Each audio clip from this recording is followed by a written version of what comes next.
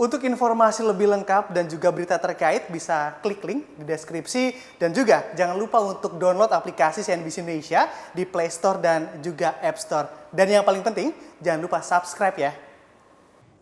Ya, di hari pertamanya menjabat sebagai Presiden Amerika Serikat terpilih, Joe Biden langsung melakukan gebrakan dengan menandatangani sejumlah perintah eksekutif yang termasuk di dalamnya adalah penghentian larangan terhadap sejumlah negara muslim untuk masuk ke wilayah Amerika Serikat. Seperti apa? Selengkapnya akan kita bahas bersama dalam Biden cabut larangan muslim ke AS.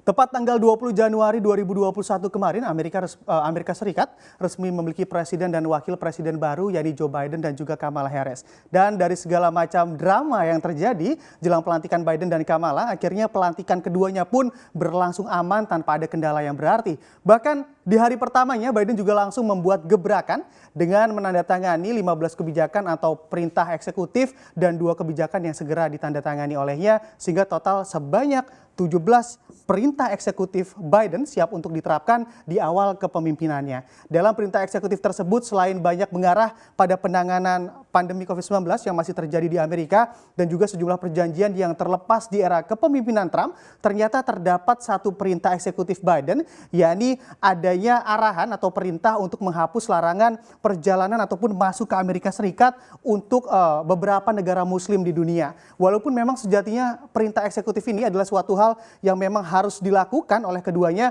karena mengingat sejak Biden dan juga Kamala Harris mencalonkan diri sebagai calon presiden dan wakil presiden, Biden seringkali mengucap akan menghapus larangan ataupun larangan perjalanan ke Amerika Serikat bagi negara muslim dalam janji-janji politiknya. Nah, ini lalu apakah yang menjadi alasan Biden membuka kembali akses perjalanan untuk masuk ke negaranya bagi sejumlah negara yang masuk dalam travel ban atau larangan perjalanan? Bisa kita lihat di slide selanjutnya.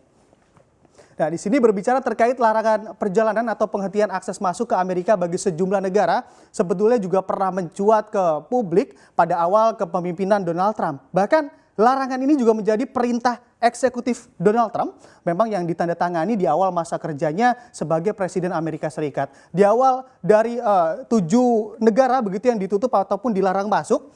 Nah, dan juga memang bagi negara dengan mayoritas yang memang yang dilarang adalah mayoritas negara yang penduduknya adalah umat Islam, yakni ada Iran, Irak, dan juga Libya, Somalia, Sudan, dan juga Yaman. Hingga terus bertambah begitu ya, ada juga negara Korea Utara, lalu juga ada Venezuela dan juga Chad dengan ditutupnya aksesnya begitu untuk masuk ke Amerika Serikat oleh Donald Trump karena ketegangan geopolitik. Terkhusus untuk larangan terhadap negara-negara muslim tersendiri begitu ya, memang Trump sendiri menganggap bahwa beberapa negara tersebut akan mengancam keamanan Amerika Serikat yang mana memang apabila diberi akses untuk masuk ke negaranya. Bahkan tak tanggung-tanggung, Trump juga pernah menganggap bahwa negara-negara Islam yang masuk dalam blacklist untuk masuk ke negaranya memang adalah negara sarang teroris atau tempat persembunyian dari para teroris yang dikhawatirkan olehnya dapat sewaktu-waktu menyerang dan mengobrak-abrik keamanan Amerika Serikat pada waktu itu. Dan juga atas hal ini tentunya membuat sisi diskriminasi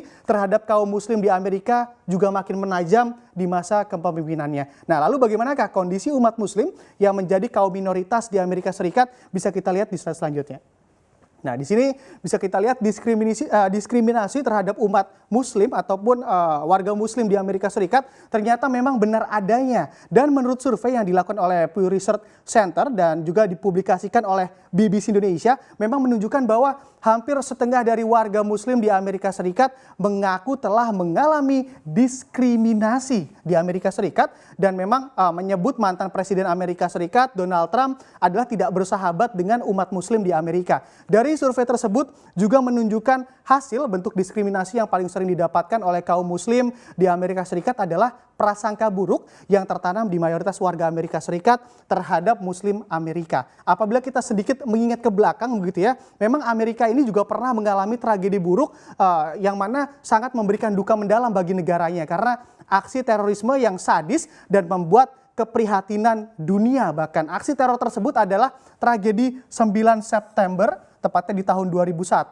aksi busuk segerombolan teroris mampu meruntuhkan menara WTC di kota New York dan menewaskan 2.977 orang banyaknya atas kejadian tersebut. Nah, dari situlah lecutan-lecutan ataupun gesekan yakni prasangka buruk terhadap umat muslim dan diskriminasi umat beragama khususnya terhadap muslim yang menjadi kaum minoritas di Amerika Serikat mulai terjadi. Tapi terlepas dari semua tragedi maupun peristiwa tersebut begitu, memang data juga menunjukkan bahwa kaum muslim di Amerika mampu berkembang lebih cepat.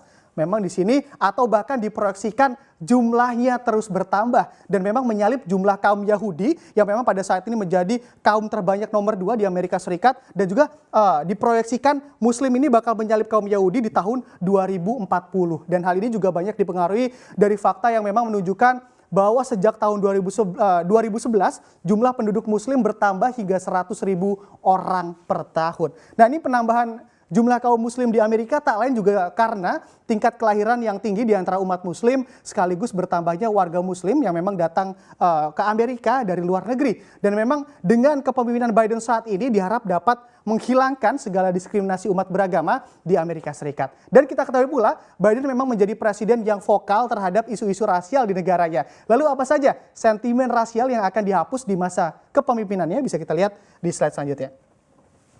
Nah, di sini dengan memiliki predikat negara adidaya sekaligus menjadi negara besar, tentunya makin besar pula permasalahan yang dihadapi oleh Amerika. Bahkan Amerika juga menjadi negara tujuan para migran untuk dapat mengadu nasib agar para migran ini dapat berkehidupan yang lebih baik ataupun lebih layak dibanding hidup di negaranya. Dan juga berbicara terkait migran di Amerika Serikat, beberapa waktu lalu juga Amerika juga sempat bersih tegang dengan migran Meksiko. Bahkan mantan Presiden Amerika Serikat Donald Trump juga menuduh migran Meksiko ini sebagai pemerkosa dan juga pengedar narkoba di negaranya. Maka dari itu dibangunlah pagar baja raksasa begitu di perbatasan Amerika Serikat dan juga Meksiko untuk menutup akses atau celah warga Meksiko masuk ke wilayah teritori Amerika Serikat. Nah, di sini di masa pemerintahan Biden dan di awal kepemimpinannya sebagai presiden, Biden langsung berfokus pada penghentian pembangunan pagar baja ataupun pembangunan tembok pemisah ini dan berencana mengajukan undang-undang ke Kongres untuk mengubah kebijakan imigrasi